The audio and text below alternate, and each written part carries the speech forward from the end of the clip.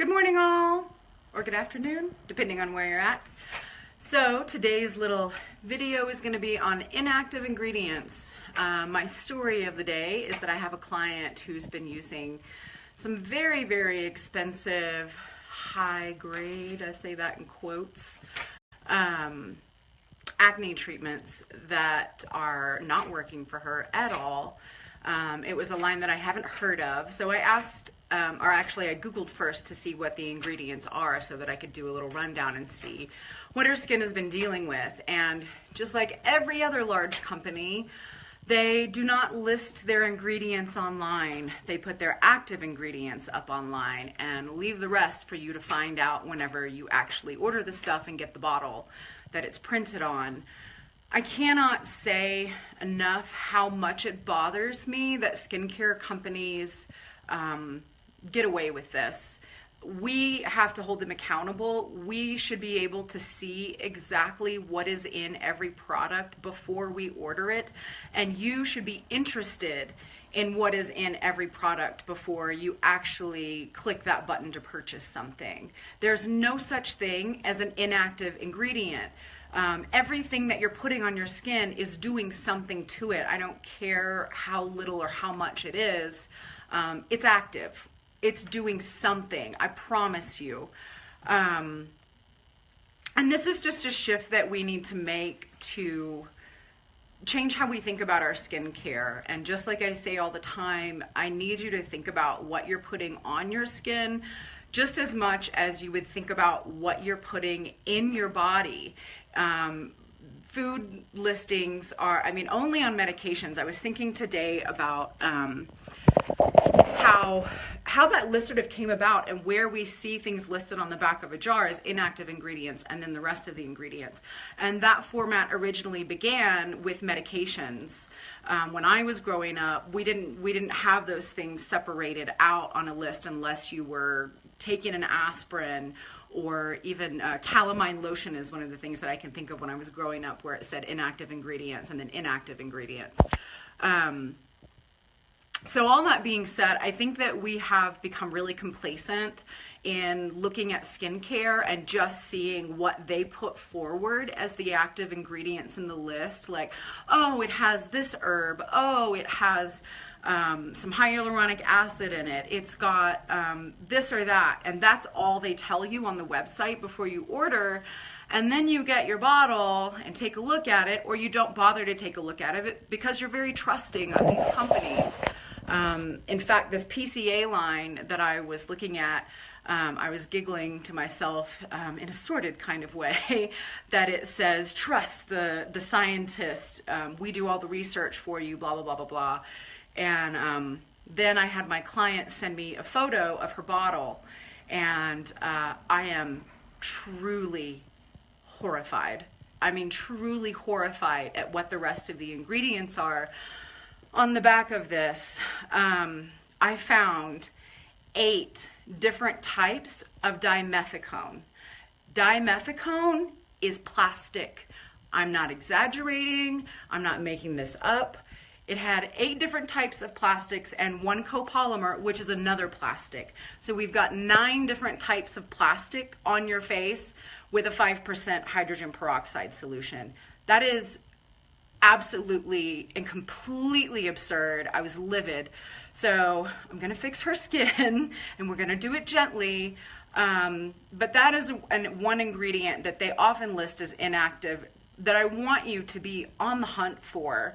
So the theory with using the dimethicone in skincare, for one, is that it doesn't do anything bad, but it's supposed to smooth out, it's supposed to get into the crevices and lines and sit there, which you can imagine that plastic would absolutely do that. But it's also like sticking saran wrap over your face and going out every day. What do you think is going to happen? The skin cannot breathe. You're trapping in anything that is bad, like the hydrogen peroxide, which is another terrible thing to use on your skin. Please, please, please never use hydrogen peroxide products. They are not even allowed to be used in hospitals anymore because they kill the good skin cells along with the bad, and then you're left with nobody there to fight the good fight. So Wanted to talk about the dimethicone. I can't even get over how horrified I am that there were 8 different types in this one product. I mean, the bottle has to be at least 50% plastics that she's putting on her skin every day to try to clear up her acne. And that is so not an inactive ingredient. The other thing that I wanted to talk about a little bit is glycerin.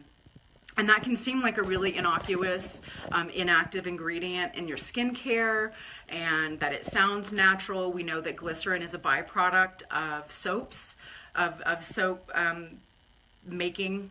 It's something that just sort of falls off in the chemical process of saponifying the fatty acids. But I have found, for myself, I started out and realized that I was very allergic to glycerin when I was about 17 or 18, and my favorite soap was just making me itch my skin off every day.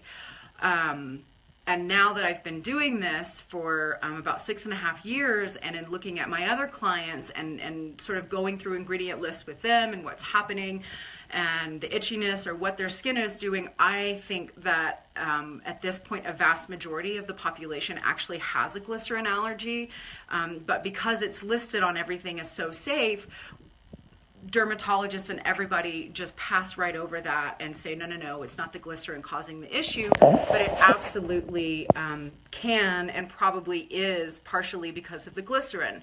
Also keep in mind, if you do have any glycerin present in your products, that if it does not specifically say vegetable glycerin, it is a glycerin that has come out of the petroleum industry, and that one is super unsafe. The way that it's made and extracted uses terrible, awful chemicals, which is something else that I look at when I'm looking at these ingredient lists. Some things are listed as natural, but if they have used hexane or formaldehyde or something else to get that one chemical to fall out of the plant, it's no longer natural to me. I'm not interested in even putting hexane and formaldehyde into the world and our planet in order to get something out of an herb when we could have used the whole damn herb. So yes, Angie, I see you. Glycerin, that's why I'm itching. And sometimes, these are things that even perhaps used to be safer for the human population, but because they've added it to everything that you put on your skin, the skin sensitizes itself literally to anything that you use on a regular basis. It can I feel that this also happens with the gut, and other nutritionists have agreed with me.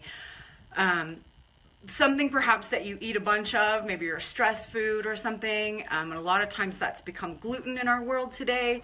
You eat that while you're going through some really crazy stuff, or even while you have a virus, and the body starts to identify that as the culprit for the illness and then sensitizes itself to those factors. That's just something also for you to think about. But getting back into the active versus inactive ingredients, please remember, there are no inactive ingredients in this world. Everything is active. Everything is doing something on your skin and to your skin. And it makes a lot of sense that everything should be doing something for your skin instead of just being a carrier or a way to get it to spread out properly. We've created a place where we just want everything to be as perfect as fast as possible, and we've got to remember that it takes the body time to heal. And when we start adding a lot of these inactive ingredients, we're just giving her more crap to deal with, literally.